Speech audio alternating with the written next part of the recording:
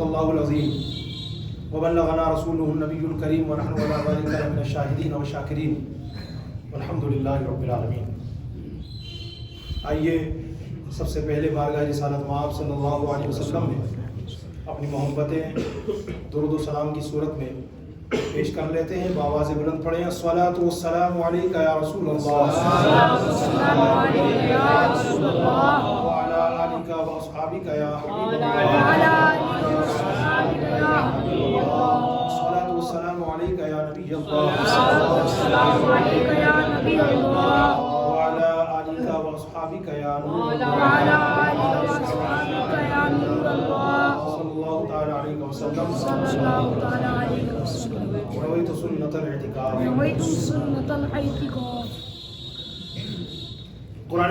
قرآن مجید کا 30واں پارہ ہے، سورۃ العصر۔ ابھی مکمل سورت آپ حضرات کے سامنے پڑھنے کی سعادت حاصل کی ہے۔ خداوند قدوس مجھے اس کے متعلق حق کہنے، آپ سب کو حق سننے کی توفیق عطا فرمائے، اور اللہ جب تک ہماری سانسوں میں سانسیں ہیں، زندگی باقی ہے، ہمیں کہنے سننے سے زیادہ حق پر عمل کرنے کی توفیق عطا فرمائے۔ مکہ مکرمہ کا ایک کافر تھا، کلدہ بن اسید اس کا نام تھا، اسے ابو اسد کے نام سے یاد کیا جاتا تھا۔ زمانے جاہلیت میں اس کی دوستی حضرت ابوبکر صدیق رضی اللہ تعالیٰ عنہ کے ساتھ تھی۔ حضرت سیدنا ابوبکر صدیق رضی اللہ تعالیٰ عنہ کے ایمان لانے کے بعد ایک مرتبہ کلدہ بن اسید ان کے پاس آیا اور آ کر کے کہنے لگا، اے ابوبکر صدیق، تجارت اور سوداگری میں تم بڑے ماہر تھے، اپنی عقل مندی کے بلبوتے پر بڑا اچھا نفع کما لیا کرتے تھے، مگر آج تمہیں کیا ہو گیا ہے؟ اپنے باپ دادا کے دین کے مقابلے میں تم نے اسلام قبول کر لیا اور اس کو ترجیح دی، اس کو فوقیت دی۔ کیا گھاٹا تم نے مول لے لیا ہے، کتنا بڑا نقصان تم نے اٹھایا ہے۔ حضرت ابوبکر صدیق رضی اللہ تعالیٰ عنہ نے اس بیوقوف کی بات سن کر ارشاد فرمایا، گھاٹا میں نے نہیں، گھاٹا تو نے اٹھایا ہے، اس لیے کہ الحمدللہ میں نے تو حق قبول کر لیا، اور حق قبول کرنے کے بعد نیک کاموں میں لگ گیا۔ تو جو بندہ حق قبول کر لے، حق قبول کرنے کے بعد نیک کاموں میں بیزی ہو جائے، وہ نقصان اٹھانے والا کیسے ہو سکتا ہے؟ حقیقت فائدے میں تو وہی ہے، وہ نقصان اٹھانے والا ہو کیسے سکتا ہے؟ الحمدللہ میں نے حق قبول کیا، حق قبول کرنے کے بعد نیک کاموں میں مصروف ہو گیا۔ مطلب یہ نکلا دنیاوی اعتبار سے تو میں عقل مند تھا ہی، دنیاوی تجارت میں نے عقل مندی کا مظاہرہ کیا اور میں نے خوب نفع کمایا۔ الحمدللہ آج میں نے اخروی معاملے کی تجارت کے اندر بھی بڑا نفع کمایا۔ اسلام قبول کیا، حق بات قبول کی، اور حق بات قبول کرنے کے بعد الحمدللہ نیک کاموں میں لگ گیا۔ حضرت ابوبکر صدیق رضی اللہ تعالی عنہ کا یہ جواب اللہ تبارک و تعالیٰ کی بارگاہ میں اتنا پسند کیا گیا، اسے اتنا سمرتھن دیا گیا، اتنا بخش دیا گیا کہ اللہ تبارک و تعالیٰ نے اسی وقت سدرا کے مکی جبریل امی کو بارگاہ رحمت للعالمین میں بھیجا، اور سورہ عصر میرے رب نے نازل فرمائی۔ قرآن مقدس کی اس سورہ مبارکہ میں ارشاد ہوتا ہے، والعصر ان الانسان لفی خسر الا الذین آمنوا وعملوا الصالحات وتواصوا بالحق وتواصوا بالصبر۔ آیت کا ایزی ترجمہ یہ ہے، والعصر قسم ہے زمانے کی، ان الانسان لفی خسر، بے شک انسان ضرور گھاٹے میں ہے۔ اب گھاٹے سے بچے گا کون، یعنی فائدے میں کون رہے گا؟ تو اللہ تبارک و تعالیٰ کی ارشاد فرماتا ہے، الا الذین آمنوا وعملوا الصالحات، مگر وہ جو ایمان لائے اور نیک اعمال کیے، وتواصوا بالحق وتواصوا بالصبر، اور ایک دوسرے کو حق کی تاکید کی اور ایک دوسرے کو صبر کی وصیت کی۔ اے نماز جمعہ کی ادائیگی کے لیے مسجد سراغالان میں جمع ہونے والوں، حضرت ابوبکر صدیق رضی اللہ تعالیٰ عنہ کے جواب اور نازل ہونے والی اس سورہ عصر سے یہ معلوم ہوا، سارے کے سارے انسان گھاٹے میں ہیں، سارے کے سارے انسان نقصان میں ہیں، سارے کے سارے انسان خسارے میں ہیں۔ اب نقصان سے بچنے والا کون، گھاٹے سے بچنے والا کون، خسارے سے بچنے والا کون؟ جن کے اندر یہ 3 کوالٹیز ہوں گی، جن کے اندر یہ 3 خوبیاں ہوں گی، وہ فائدے میں ہوں گے۔ میرے آج کے بیان کا موضوع بھی یہی ہے، فائدے میں کون۔ آج کا جمعہ سن 2023 کا آخری جمعہ ہے، اور اس کے آدھار پر آج میں نے اپنا موضوع سیلیکٹ کیا، فائدے میں کون۔ اس فائدے میں کون نام کے ٹاپک کو سیلیکٹ کرنے کا ایک اصل مدعا یہ تھا کہ ہم نے پورا سال گزار دیا، آگے کی زندگی کتنی باقی ہم نہیں جانتے، وہ ہمیں پیدا کرنے والا رب جانتا ہے. مگر آج کے اس بیان کے ذریعے اللہ مجھے بھی یہ سمجھنے کی توفیق دے اور آپ سب کو یہ سمجھنے کی توفیق دے کہ آخر فائدے میں کون. حضرت ابوبکر صدیق رضی اللہ تعالیٰ عنہ کے جواب اور نازل ہونے والی سورہ عصر سے یہ پتہ چلا سارے کے سارے انسان گھاٹے میں ہیں، کیونکہ اللہ تعالیٰ نے یہ بات قسم یاد فرما کر فرمائی. حالانکہ میرا رب کریم اتنا سچا ہے، خود ارشاد فرماتا ہے اس سے بڑھ کر کس کی بات سچی. میرا رب اگر کوئی بات بغیر قسم کے کہہ دے تب بھی وہ پتھر کی لکیر ہے. میرے پاس اگر پتھر کے لکیر سے زیادہ کوئی لفظ ہوتا تو میں اس کا یوز کرتا.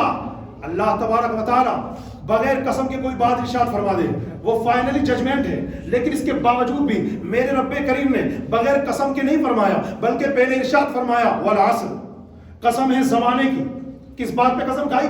یاد فرمائی ان الانسان لفی خسر، بے شک انسان ضرور گھاٹے میں ہے. اس سے یہ پتا چلا گورا ہو یا کالا، چھوٹا ہو یا بڑا، عربی ہو یا عجمی، ہر انسان گھاٹے میں ہے. اب گھاٹے سے بچنے والا کون؟ فائدے میں جانے والا کون؟ ٹاپک کا نام ہے فائدے میں کون. تو اللہ تبارک و تعالیٰ نے ان کی کیٹیگری آگے بیان فرمائی جن کے اندر یہ تین خوبیاں جمع ہو جائے. اللہ کرے مجھے بھی سمجھ میں آ جائے، آپ کو بھی سمجھ میں آ جائے کہ ہمارے اندر یہ تین خوبیاں اب تک پیدا ہوئی کہ نہیں ہوئی. اگر نہ ہوئی تو اللہ کرے پیدا کرنے والے بن جائیں، اور اگر پیدا ہو چکی ہے تو اللہ تبارک و تعالیٰ سے استقامت کی دعا مانگ کے کہے میرے مولا تیرا کرم ہے کہ تو نے مجھے یہ نعمت عطا فرمائی ہے، مجھے زوال نعمت سے بچا میرے مولا. تین خوبیاں ارشاد فرمائی جس کینڈیڈیٹ میں، جس ویکتی میں، جس آدمی میں، جس انسان کے اندر یہ تین خوبیاں جمع ہو جائیں گی وہ فائدے والوں میں سے ہوگا، وہ نقصان سے بچنے والوں میں سے ہوگا، اور اگر میں اس کو اور آسان کر دوں تو جنت میں جانے والوں میں سے ہوگا. نمبر 1 تین خوبیاں کون سی ہیں جو فائدے میں ہوں گے؟ ان کی تین خوبیاں کون سی ہیں؟ نمبر 1 صاحب ایمان ہو، نمبر 2 نیک اعمال کرنے والے ہوں، اور نمبر 3 حق بات کی اور صبر کی وصیت کرنے والے ہوں. اگر میں ڈیٹیل میں جاؤں گا سارا ٹائم اسی میں نکل جائے گا، ڈیٹیل میں نہیں جا کر مختصر سے سمجھ آگے نکل جاتا ہوں. تین خوبیاں ان لوگوں کی جو فائدے میں ہیں. نمبر 1 صاحب ایمان ہو. اس سے پتا چلا جو ایمان والا نہیں ہے وہ تو جانوروں سے بھی بدتر ہے، اس لیے کہ اس نے تو دنیا میں آنے کا مقصد ہی بھلا دیا.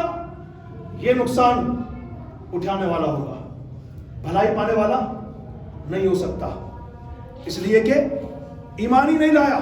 اور فائدہ جس کو ملے گا تین خوبیوں میں پہلی خوبی اللہ تبارک و تعالیٰ نے سورہ مبارکہ میں عطا فرمائی صاحب ایمان ہونا چاہیے. دوسرے نمبر پر کیا خوبی ہے؟ ارشاد فرمایا نیک اعمال کرنے والا ہو. اس سے یہ پتا چلا اگر بندہ نیک اعمال نہیں کر رہا بلکہ گناہوں میں زندگی بسر کر رہا ہے تو بہت بڑے خسارے میں ہے، بہت بڑے گھاٹے میں ہے. اس لیے کہ گناہ آگ ہے، آگ زندگی کو جلا کر راکھ کر دیتی ہے. حضرت امام خواجہ حسن بصری رحمۃ اللہ علیہ فرماتے ہیں اے بنی آدم، اے انسان، کیا تو اللہ تعالیٰ سے مقابلہ کرنا چاہتا ہے؟ آگے فرماتے ہیں ہاں، جو بندہ اللہ کی نافرمانی کرتا ہے، جو بندہ گناہ کرتا ہے وہ گویا اللہ تعالیٰ سے جنگ کرتا ہے. اللہ میں محفوظ فرمائے. تیسرے نمبر پہ خوبی کیا بتائی؟ فرمایا حق بات اور صبر کی وصیت کرنے والے ہوں، یعنی نیکی کا حکم دینے والے ہوں، خود بھی نیکی کرنے والے ہوں، دوسروں کو بھی نیکی کی راہ دکھانے والے ہوں، خود بھی برائی سے بچنے والے ہوں، دوسروں کو بھی برائی سے بچانے والے ہوں. اس سے یہ پتا چلا اگر بندہ خود نیکی کرتا رہے مگر دوسروں کو نیکی کی دعوت نہ دے، خود تو برائی سے بچے لیکن دوسروں کو نہ بچائے، تو جانتے کیا ہوگا؟ بہت بڑے خسارے میں جائے گا. اس لیے کہ جب ان کو عذاب ملے گا نا گناہ کرنے والوں کو تو انہیں گناہ سے نہ روکنے والا یہ بندہ بھی پھنسے گا، پورا چانس ہے. اس لیے ہماری دنیا کا یہ نعرہ بالکل غلط ہے. یا شیخ اپنی اپنی دیکھ، کس کی دیکھ؟ یا شیخ اپنی اپنی دیکھ، بیوی بچوں کو کون سنبھالے گا؟ اگر شوہر نماز پڑھتا ہو بیوی نماز نہ پڑھتی ہو اسے سمجھائے گا کون؟ باپ نماز پڑھتا ہو بچے نماز نہ پڑھتے ہو انہیں سمجھائے گا کون؟ ایک دوست نماز پڑھتا ہو دوسرے دوست بے نمازی بنے رہے انہیں سمجھائے گا کون؟ اس لیے اللہ تبارک و تعالیٰ نے قرآن مجید کے 30ویں پارے کی سورہ عصر کی لاسٹ آیت میں تین خوبیاں ارشاد فرما کے بتایا کہ نقصان سے بچنے والے وہ لوگ ہوں گے جو صاحب ایمان ہوں گے، نیک اعمال کرنے والے ہوں گے، اور تیسرے نمبر پر خوبی بتاتے ہوئے میرے رب نے فرمایا حق بات اور صبر کی وصیت کرنے والے ہوں گے. خود بھی نیکی کرو، دوسروں کو بھی نیکی کی دعوت دو، خود بھی برائی سے بچو، دوسروں کو برائی سے بچاؤ. اب پیارے اسلامی بھائیو آئیے میں آپ کو آگے چلتا ہوں پوائنٹ ٹو پوائنٹ لے کر کے. قرآن عظیم کی یہ سورہ مبارکہ جسے ہم سورہ عصر کہتے ہیں کتنی سی سورت ہے؟ الفاظ کے اعتبار سے اتنی چھوٹی سورت ہے، صرف ایک رکوع ہے، صرف 3 آیتیں ہیں, صرف 14 الفاظ ہیں, صرف 68 حروف ہیں. ٹائم ملے تو بعد میں کاؤنٹ کیجئے گا. یہ مبارک سورہ عصر ہے, 1 رکوع, 3 آیتیں, 14 الفاظ, 68 حروف, لیکن خزانہ کتنا بھرا ہوا ہے. ہمارے آقا کریم صلی اللہ علیہ وسلم کے حدیث پاک سماعت فرمائیں. حضرت ابی بن کعب رضی اللہ تعالیٰ عنہ سے مروی ہے, اللہ کے رسول مقبول صلی اللہ علیہ وسلم ارشاد فرماتے ہیں, جو بندہ سورہ عصر پڑھے گا اللہ تعالیٰ اس کے لیے صبر پر مہر لگا دے گا, اور یہ پڑھنے والا بندہ قیامت کے دن اہل حق کے ساتھ ہوگا. کس کے ساتھ ہوگا؟ اہل حق کے ساتھ ہوگا, سچوں کے ساتھ ہوگا, اچھوں کے ساتھ ہوگا, نیکوں کے ساتھ ہوگا, پرہیزگاروں کے ساتھ ہوگا. آسان بھاشا میں کہہ دوں, جنتیوں کے ساتھ ہوگا. کتنی چھوٹی سی صورت ہے, اتنی چھوٹی سی صورت, 1 رکوع, 3 آیتیں, 14 الفاظ, 68 حروف, مگر خزانہ کتنا بھرا گیا, اتنا خزانہ بھر دیا گیا. اپنے وقت کے امام حضرت امام شافعی رحمۃ اللہ علیہ فرماتے ہیں, اگر لوگ صرف اسی سورہ عصر میں غور کر لیں, اگر لوگ اسی سورہ عصر والعصر ان الانسان لفی خسر الا الذین آمنوا وعملوا الصالحات وتواصوا بالحق وتواصوا بالصبر, اگر لوگ اسی سورہ مبارکہ میں غور کر لیں ان کے لیے یہی کافی ہو جائے.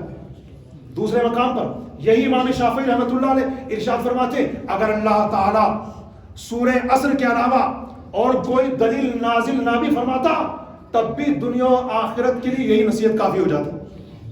اندازہ لگا لیں, 1 رکوع, 3 آیتیں, 14 الفاظ, 68 حروف, خزانہ کتنا بھرا ہوا. اگر اللہ تعالیٰ اس کے علاوہ کوئی اور صورت, کوئی اور آیت, کوئی دلیل نازل نہ بھی فرماتا دنیا اور آخرت میں کامیابی کے لیے یہی صورت پوری دنیا کے انسانوں کے لیے کافی ہو جاتی. یہ ہے اس مبارک صورت کا اسٹیٹس, یہ ہے اس کا مقام و مرتبہ. اس نے ہم کو بتایا فائدے میں کون, اس نے ہم کو بتایا کامیابی کیا, اس نے ہم کو بتایا نقصان سے کیسے بچ سکتے ہو, اس نے ہم کو بتایا راہ نجات کیسے پا سکتے ہو, اس نے ہم کو بتایا اللہ کا قرب کیسے مل سکتا ہے, اس نے ہم کو بتایا اپنی زندگی کو سکسیسفل کیسے بنا سکتے ہو. صرف اور صرف 3 آیتیں ہیں, والعصر ان الانسان لفی خسر الا الذین آمنوا وعملوا الصالحات وتواصوا بالحق وتواصوا بالصبر. لیکن کتنے کمال کی صورت ہے معلوم ہے آپ کو. صحابہ کرام کی زندگی میں جب ہم مطالعہ کرتے ہیں, جب ہم ان کی تاریخ کو پڑھتے ہیں تو یہ بات سمجھ میں آتی ہے صحابہ کرام علیہ الرضوان کے درمیان سورہ عصر کی کوالٹی, سورہ عصر کا اسٹیٹس اتنا بلند تھا. طبرانی شریف میں نے پڑھا, اس میں لکھا ہوا ہے کہ 2 صحابی تھے, جب کبھی وہ آپس میں ملاقات کرتے, جب بھی ملاقات کرتے ایک دوسرے کو سورہ عصر سنایا کرتے تھے. کتنے پوائنٹ کی بات ہے.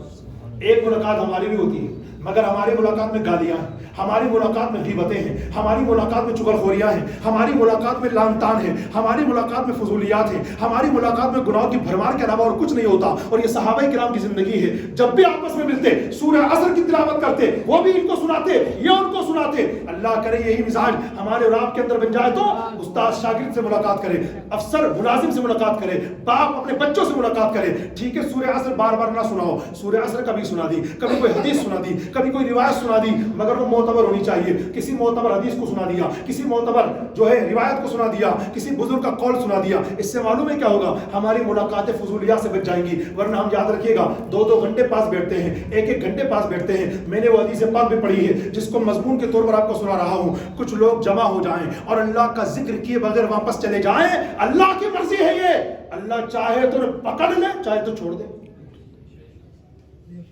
میری بات سمجھ رہے نا, اللہ کی مرضی ہے. اللہ چاہے تو چھوڑ دے مطلب معاف کر دے, اللہ چاہے تو پکڑ لے مطلب عذاب میں گرفتار کر دے. 1 گھنٹے میں بیٹھا اپنے دوستوں کے پاس, شروع سے لے کر آخر تک, اول سے لے کر اینڈ تک کتنی باتیں کی. کہیں اللہ کا ذکر آیا, کہیں حضور کی بات آئی. یہ حدیث ہمیں ڈراتی ہے کہ ہمارا ٹائم کتنا ویسٹ ہو رہا ہے, کتنا برباد ہو رہا ہے, ہماری سانسیں کتنی قیمتی ہیں.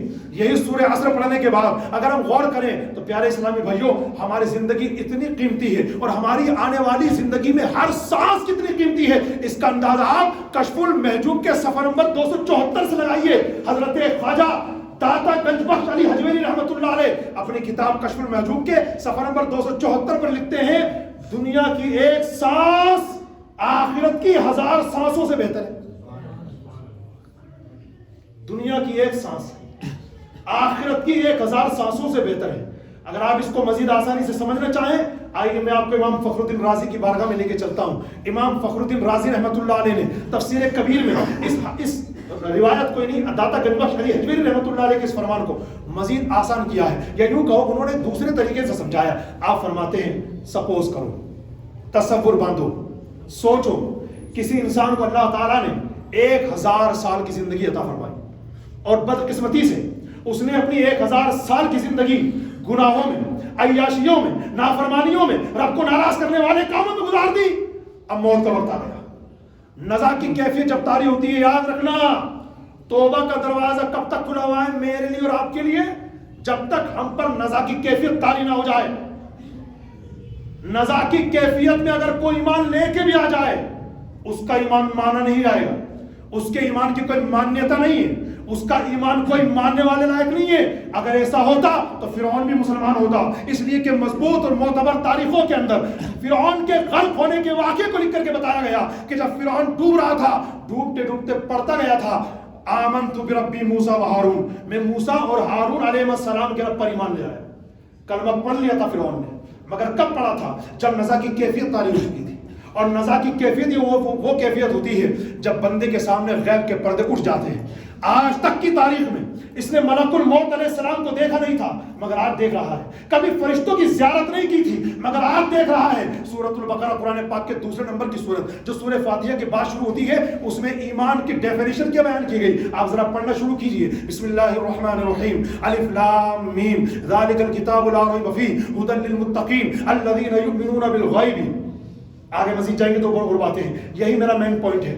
اللہ فرماتا ہے ھدی للمتقین, یہ قرآن مقدس ہدایت متقیوں کے لیے. اب متقیوں کی خوبیاں کیا ہیں, متقیوں کی کوالٹیز کیا ہیں, تو اللہ تعالیٰ نے ون بائی ون آگے مزید بتایا. شروع میں کیا فرمایا؟ الذین یؤمنون بالغیب, جو بن دیکھے ایمان لائے. ایمان اسی کا نام ہے کہ اللہ پر, قیامت پر, فرشتوں پر, جناتوں پر, موت پر اور وغیرہ وغیرہ اللہ کی کتابوں پر, فرشتوں پر, تمام نبیوں پر بن دیکھے ایمان لاؤ. دیکھا نہیں اللہ کو مگر مانتا ہوں, یہی یقین ہے, یہ یقین کامل ہے. دیکھا نہیں جنت کو مگر ایمان ہے, یہی یقین کامل ہے. کبھی دیکھا نہیں جہنم کو مگر مانتا ہوں, یہی ایمان اور یقین کامل ہے. اور اگر دیکھ لیا تو, اور دیکھنے کے بعد کہہ رہا ہے جیسے موت کے وقت فرشتے آ گئے روح قبض کر رہے, اب پڑھ لا لا الہ الا اللہ محمد الرسول اللہ. اب ایک بار نہیں 1 کروڑ بار پڑھ لے, کوئی نیکی ملنے والی نہیں. اس لیے کہ نزا کی کیفیت میں پڑھا جانے والا ایمان معتبر نہیں ہے. تو حضرت امام فخر الدین رازی رحمۃ اللہ علیہ تفسیر کبیر میں فرماتے ہیں, داتا گنج بخش علی حجویری نے جو فرمایا ان کا فرمان تھا, اس کو آسان بھاشا میں یوں سمجھ لو. امام فخر الدین رازی نے پیش کیا, فرماتے سپوز کرو, تصور کرو, سوچو ایک انسان کو اللہ تبارک و تعالیٰ نے 1000 سال کی زندگی عطا فرمائی. بدقسمتی سے اس انسان نے اپنی 1000 سال کی زندگی کو گناہوں میں گزار دیا, نافرمانیوں میں گزار دیا, اللہ پاک کو ناراض کرنے والے کاموں میں گزار دیا. لیکن ایک لمحہ باقی تھا.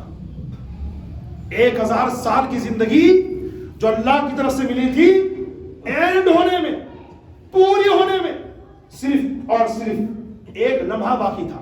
اس ایک لمحے کے بعد اس پر نزا کی کیفیت آنے والی تھی. اس نے کیا کیا؟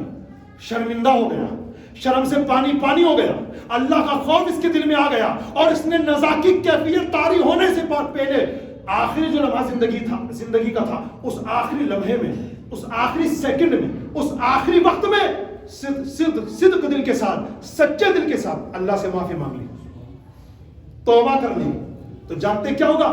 اللہ پاک اس جہنم میں لے جانے والے اعمال کرنے والے کو سچی توبہ کی برکت سے جنت میں عطا فرما دے گا, جنت میں گھر عطا فرما دے گا. اور جو پچھلے سال جو اس نے, اور اس سے پچھلے سال جو 1000 سال کی زندگی اس نے گناہوں میں گزاری, اللہ پاک معاف فرما دے گا. حضرت فخر الدین رازی رحمۃ اللہ علیہ فرماتے, دیکھو یہ ہے تمہارے ہر لمحے کی قیمت, یہ ہے تمہارے سیکنڈ کی قیمت. اگر 1 سیکنڈ بھی تم اللہ کی طرف لو لگا لو, سچے دل کے ساتھ توبہ کر لو, تو حضور فرماتے التائب من الذنب کمن لا ذنب لہ, گناہوں سے سچی توبہ کرنے والا ایسا ہو جاتا ہے جیسے اس نے گناہ کیا ہی نہیں. توبہ وہ نہیں ہے جو پبلک کر رہی ہے, ہاتھ گالوں میں تماچے مارنا, گال پکڑ لینا, کان پکڑ لینا, یہ توبہ میں ہے ہی نہیں. میرے حضور علیہ السلام توبہ کی حقیقت بیان کرتے ہوئے فرماتے الندم توبہ، شرمندگی توبہ ہے. تم نے گناہ کیا، کان تو پکڑ رہے ہو، اپنے گالوں پہ مار تو رہے ہو، مگر جس گناہ کو تم نے کیا ہے شرمندہ بھی ہو کہ نہیں؟ اسے گناہ مان بھی رہے ہو کہ نہیں؟ اور فیوچر میں، آگے مستقبل میں اس گناہ کو پھر نہ کرنے کا پکا ارادہ تو ہے نا کہ نہیں کرو گے، تب یہ توبہ مانی جائے گی. ورنہ اپنے گال پر 2 نہیں 100 تماچے مار لو، اللہ کی بارگاہ میں تمہارا ٹائم ضائع ہو رہا ہے، کوئی قدر نہیں ہے اس ٹائم کی. سچے دل کے ساتھ اللہ کی بارگاہ میں توبہ کرو. اور بتاؤں میں آپ کو، اگر ہم اپنے اس ٹائم کو، ہم اپنے سیکنڈ کو فضولیات سے بچاتے ہوئے، گناہوں سے بچاتے ہوئے اللہ کو راضی کرنے والے کاموں میں صرف کر دیں تو دیکھیے آپ کتنے فائدے اٹھا سکتے ہیں. میں آپ کو ایک روایت بیان کرتا ہوں. حدیث شریف کے اندر 4 کلمات بیان ہوئے ہیں. 4 کلمات کون سے؟ سبحان اللہ، الحمدللہ، لا الہ الا اللہ، اللہ اکبر. حدیث شریف میں آیا جو سبحان اللہ ایک بار پڑھے، یا الحمدللہ ایک بار پڑھے، یا لا الہ الا اللہ ایک بار پڑھے، یا اللہ اکبر ایک بار پڑھے، اللہ پاک ہر کلمے کے عوض اس کے لیے جنت میں درخت لگا دیتا ہے. ایک بار بولنا ذرا سبحان اللہ. ٹائم کتنا لگا؟ 10 منٹ لگ گئے ایک بار بولنے میں؟ 1 سیکنڈ لگا. یہ ہے ہماری سیکنڈ کی قیمت. پلیز اسے سمجھنے کی کوشش کیجیے. ایک 2023 کا سال گزار کر 2024 میں انٹری لینے کی پلاننگ کرنے والوں اپنے سیکنڈ پہ غور کیجیے. ہمارا سیکنڈ کتنا قیمتی ہے. اب آپ انداز لگائیے، اگر بندہ 1 سیکنڈ کا پوزیٹیو یوز کرے، اچھا استعمال کرے، سبحان اللہ پڑھ لے، الحمدللہ پڑھ لے، لا الہ الا اللہ پڑھ لے، یا اللہ اکبر پڑھ لے، ایک درخت لگ سکتا ہے. جو بندہ پوری زندگی کلمات پڑھتا رہے، جو بندہ پوری زندگی نیک کام کرتا رہے، اس کے کیسے بارے نیارے ہو جائیں گے. ایک بات بتاؤں، ایک نام سنا ہوگا آپ نے، حضرت رابعہ بصریہ رحمۃ اللہ علیہ کا سنا ہے؟ سنا ہوگا، ضرور سنا ہوگا.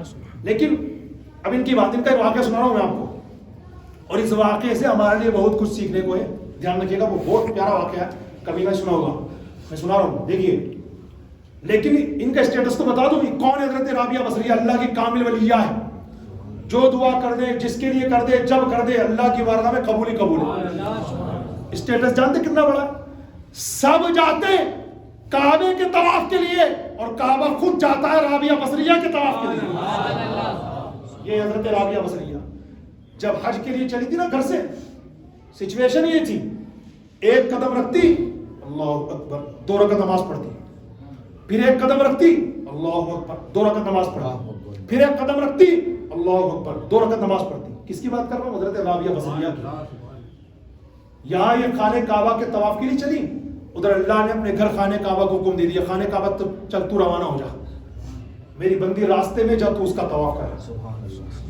حضرت رابعہ بصریہ رضی اللہ تعالیٰ عنہ جب اپنے گھر سے نکلی خانہ کعبہ کے طواف کی نیت سے، وہ نماز میں مشغول تھی، اللہ کا حکم پر پا کر خانہ کعبہ وہاں سے اپنی جگہ سے اٹھا اور یہاں آیا، اور یہاں حضرت رابعہ بصری عبادت کر رہی تھی، خانہ کعبہ آ کر ان کا طواف کرنے لگا.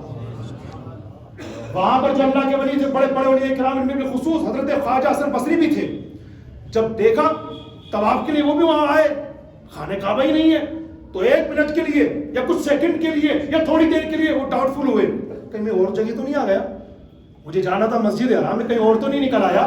غیب سے آواز آتی، حسن ٹھیک جگہ پر آئے ہو، تھوڑا انتظار کرو، اس لیے کہ تم آئے ہو میرے گھر کا طواف کرنے، اور میرا گھر گیا ہے میری بندی رابعہ بصری کا طواف کرنے. یہ حضرت رابعہ بصریہ، سن لیا اسٹیٹس کتنا بلند و بالا ہے. اللہ ان کے صدقے ہماری مغفرت کرے.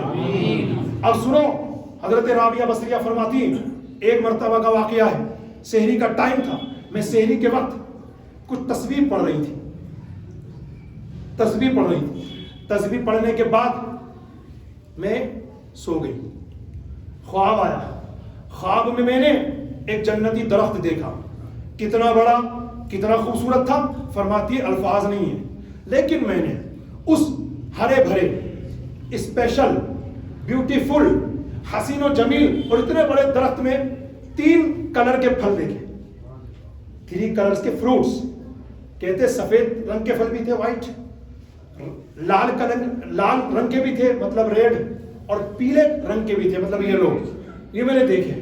تو میں نے کسی سے پوچھا کس کا ہے؟ تو کسی نے کہا آپ کا ہے. کیا کہا؟ آپ کا ہے. جب میں نے یہ سنا میں تو جھوم گئی. میں نے بسم اللہ پڑھا اور اس کے ارد گرد گھومنے لگی, اس پیڑ کے ارد گرد گھومنے لگی. گھومتے گھومتے میں نے کیا دیکھا کہ اس پیڑ کے نیچے کچھ پھل پڑے ہوئے ہیں سنہری کلر کے, جو اسی سے ٹوٹ کے گر گئے تھے.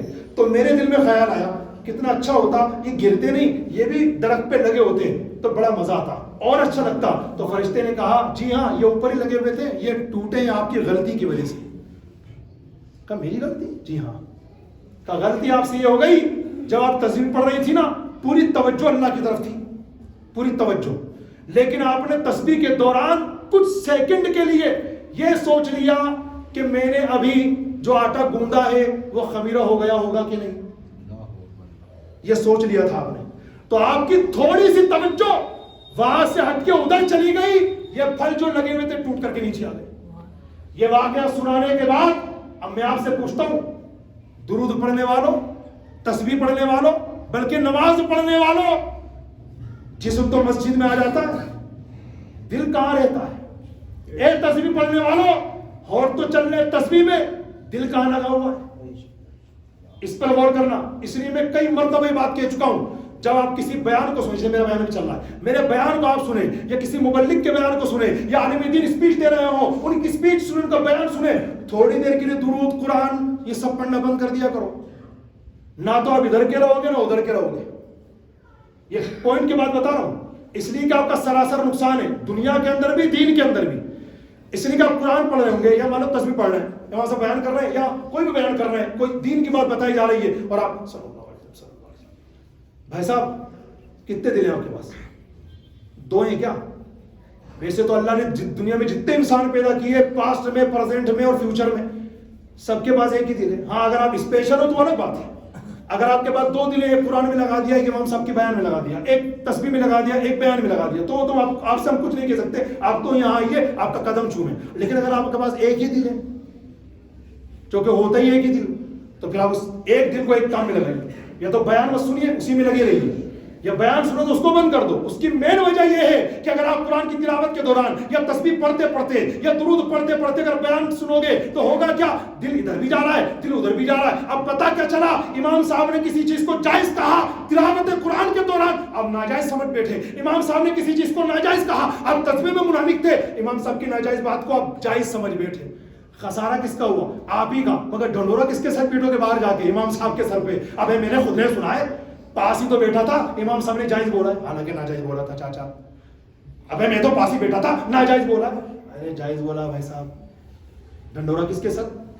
امام صاحب نواز شریف صحیح کر لیجئے, آپ ہی کے سر. یہ میں پوائنٹ کی بات بتا رہا ہوں, اور یہ میں نے نہیں, ہمارے بزرگوں سے ثابت ہے. صحابہ کرام ان سے زیادہ تسبیح پڑھ سکتے ہو کیا؟ ہاں یا نا میں جواب دینا. ان سے زیادہ درود پڑھ سکتے ہو کیا؟ جب نہیں پڑھ سکتے, ان کی سچویشن کیا تھی؟ تاریخوں میں لکھا ہے صحابہ کرام علیہ رضوان جب حضور کی بارگاہ میں بیٹھتے اور آقا علیہ الصلوۃ والسلام کچھ بیان فرماتے, صحابہ کرام کا مزاج اتنی خاموشی کا ہو جاتا تھا, راوی فرماتے ایسا لگتا تھا جیسے ان کے سروں پہ پرندے بیٹھے ہوئے, وہ ہلتے جھلتے تک نہیں تھے. پیارے اسلام میں وہی ٹائم بہت جلدی نکل جاتا ہے. والعصر ان الانسان لفی خسر الا الذين امنوا وعملوا الصالحات وتواصوا بالحق وتواصوا بالصبر. اس آیت کریمہ کے تناظر میں شروع سے لے کر اب تک میں نے آپ حضرات کو یہی سمجھانے کی کوشش کی, پلیز اپنے وقت کو اچھے کاموں میں گزارنا سیکھیے, فضولیات سے بچ کر, گناہوں سے بچ کر, برے کاموں سے بچ کر نیک کاموں میں گزاریے. شاید کئی لوگ اس وقت 2024 کی پلاننگ کر رہے ہوں گے, بلکہ کچھ اوباش قسم کے لوگ, بد قسمت قسم کے لوگ نیو ایئر نائٹ منانے کی پلاننگ کر رہے ہوں گے.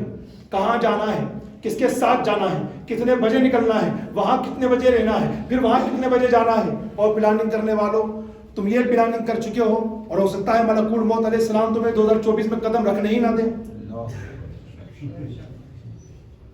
ایک پلاننگ کرنے والوں, گناہوں کی پلاننگ, فضولیات کی پلاننگ, اللہ کو ناراض کرنے کی پلاننگ کرنے والوں, تم تو یہ پلاننگ کرو 2024 کے بارے میں, کہیں ایسا نہ ہو کہ فرشتے ملک الموت علیہ السلام تمہیں 2024 میں قدم رکھتے ہی آ کر روح قبض کر کے لے جائیں.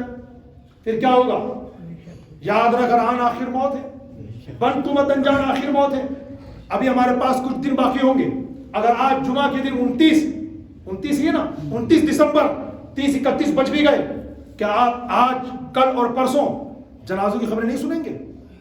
اپنی ہی مسجد سے مائک کی آواز نہیں سنیں گے آپ؟ حضرات ایک ضروری اعلان سماعت فرمائیں، فلاں صاحب کا انتقال ہو گیا ہے، نماز جنازہ فلاں جگہ ہوگی، ان 2 دن میں کتنے لوگ اس دنیا سے بسر ہونے والے ہیں، حالانکہ وہ بھی پلاننگ میں ہوں گے کہ نیا سال آنے والا ہے۔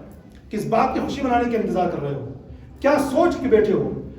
اگر 2023 کا پورا سال میرے بھائیوں ہم نے گناہوں میں نہیں گزارا، نماز قضا کرنے میں نہیں گزارا، ماں باپ کی نافرمانی میں نہیں گزارا، فرما برداری کرتے رہے، جھوٹ ایک نہیں بولا، سچ بولتے رہے، قرآن سے کبھی دور نہ ہوئے، ہمیشہ قرآن کے پاس لگے رہے، قرآن پاک کی تعلیمات پر عمل کرتے رہے، حضور صلی اللہ علیہ وسلم کی سنتوں پر دل و جان سے عمل کرتے رہے، پریکٹیکل، صرف زبانی دعویٰ نہیں، پریکٹیکل عمل کرتے رہے، اگر یہ ساری باتیں آپ کے اندر ہیں ماشاءاللہ، تو آپ مجھے بتائیے اب کہاں جا رہے ہیں؟ 2024 کی پلاننگ کرنے ہیں تو مجھے بھی بتائیے گا، میں بھی آپ کے ساتھ چلوں گا اگر یہی کنڈیشن اگر ہے تو۔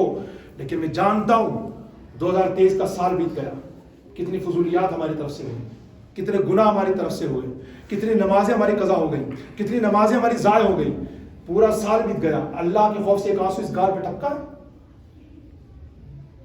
ایک آنسو؟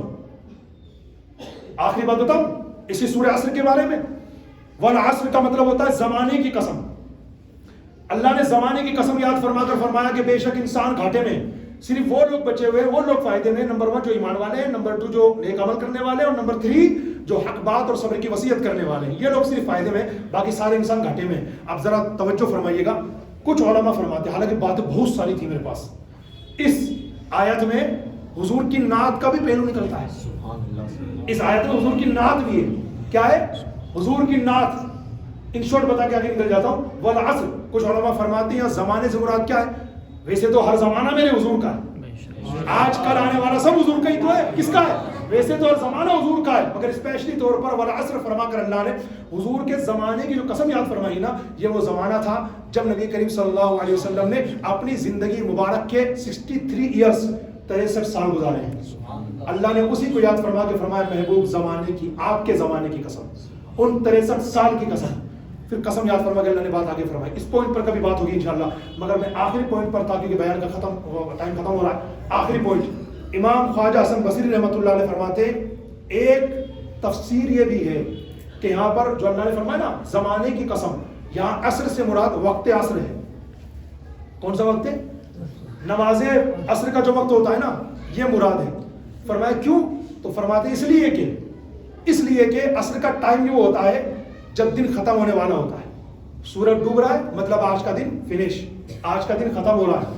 تو یہ فرما کر آپ فرماتے اللہ تبارک و تعالیٰ نے اس وقت کی قسم اس لیے یاد فرمائی کہ انسان گھاٹے میں ہے، اور اس کو سمجھنا ہو تو فرماتے آپ لوگوں پہ غور کرو جو کام کاج کرتے ہیں، بازار میں دکانیں ہیں، دکانیں چلاتے، جب عصر کا وقت آ جاتا ہے تو دکانیں سمیٹنے کی تیاری کرنے لگتے ہیں کیونکہ شام ہونے والی ہے، اب گھر جانا ہے۔ تو آپ فرماتے صبح سے لے کر اب تک جس نے دکان کھولے رکھی مگر 1 روپے کی کمائی نہیں ہوئی، اب وہ پلٹ کے گھر جائے گا، اس کی بیوی پاس آ کے بیٹھے گی، بچے پاس آ کے بیٹھیں گے اور وہ حساب لیں گے۔ بچے کہیں گے ابو کیا کما کے لائے، ہمارے لیے کیا لے کر کے آئے؟ بیوی کہیں گی میرے شوہر نامدار ہمارے لیے کیا لے کر کے آئے؟ اس نے صبح سے شام تک دکان کھولے رکھی، کمایا 1 روپیہ نہیں، تو اسے اپنی بیوی بچوں کے سامنے کتنی ندامت ہوگی، کتنی شرمندگی ہوگی، وہ کس زبان سے الفاظ نکالے گا، کیا بولے گا، کتنی شرمندگی ہوگی۔ تو فرمایا اسی طرح انسان گھاٹے میں، یہ زندگی جو اللہ نے عطا فرمائی، وقت اثر آ چکا ہے، اے انسان تیری زندگی سماپت ہونے والی ہے، قیامت بالکل قریب آ چکی ہے، موت اپنا جال بچھانے والی ہے، اور تجھے اس دنیا فانی سے لوگ تیرے ہی ناز اٹھانے والے اپنے کندھوں میں اٹھا کے اندھیری قبر میں چھوڑ کے آ جائیں گے، پھر وہاں سوال جواب کا سلسلہ ہوگا۔ کیا جواب دے گا؟ جس طریقے سے تیرے گھر والے تجھ سے پوچھتے تھے دکان سے فارغ ہونے کے بعد، آفس سے، جاب سے، نوکری سے جانے کے بعد، ڈیوٹی سے جانے کے بعد، کیا لے کر کے آئے ہمارے لیے؟ قبر میں جاؤ گے، اللہ کی طرف سے سوال ہوگا کیا لایا ہے میرے لیے، کیا رپلائی ہوگا آپ کا ہمارا؟ تو فرماتے ہیں موت کی تیاری کرو۔ نہ جانے کتنے لوگ ایسے ہوں گے جن کے لیے 2023 کا سال زندگی کا آخری سال ہوگا، کتنے لوگ ایسے ہوں گے یا تو انہیں 2024 نہیں مل پائے گا، اور کتنے لوگ ایسے ہوں گے جنہیں مل تو جائے گا لیکن شاید وہ بھی چند گھڑی آئی اس کی دیکھ پائیں گے۔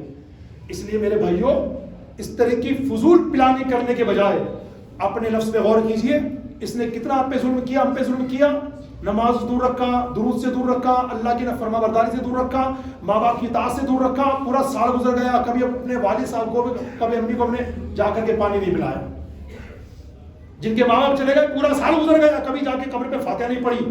ایسے لوگوں کے پاس تو اب رونے کا ٹائم آیا، رو اب بیٹھ کے. پورا سال گزر گیا. معافی مانگیے اللہ پاک سے، بڑا مہربان ہے اور رب کریم. اپنے گناہوں کی معافی مانگیے اور کوشش کیجیے کہ اب جو ہماری زندگی بچی ہے وہ اللہ کی فرما برداری والے کاموں میں گزرے. اللہ پاک اس سورہ عصر کے صدقے میں ہم سب کی باقی بچی جو زندگی ہے شریعت و سنت کے مطابق گزارنے کی توفیق عطا فرمائے.